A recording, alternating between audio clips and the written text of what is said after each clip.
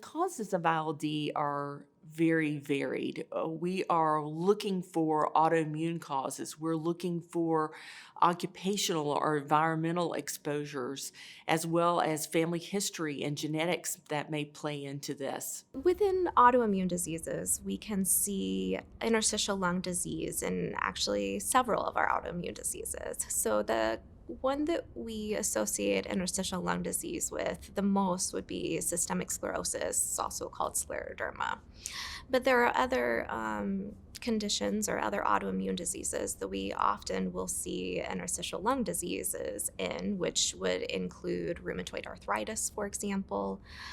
We have seen it in cases of Sjogren's syndrome. We've also seen it in cases, rarely, but in lupus.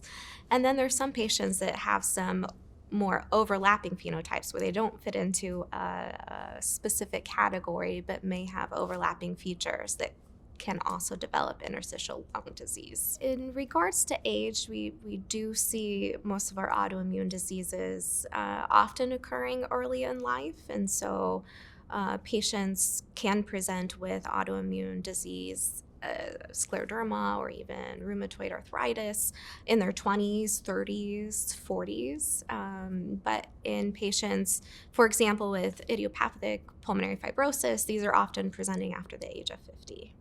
There are multiple comorbidities associated with interstitial lung disease, and as we assess patients for interstitial lung disease, and more specifically idiopathic pulmonary fibrosis, we want to identify those comorbidities, with key ones being pulmonary hypertension, um, coronary artery disease, as well as gastroesophageal reflux disease and obstructive sleep apnea. Reflux disease has been linked with acute exacerbations and perhaps has been suggested to be a recurrent form of injury that may augment the disease process.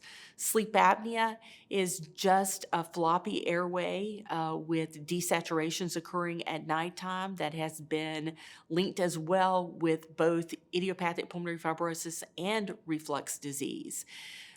Assessing sleep in patients with idiopathic pulmonary fibrosis is important because what we're doing is assessing their breathing during 1/3 of their day, which is their sleep.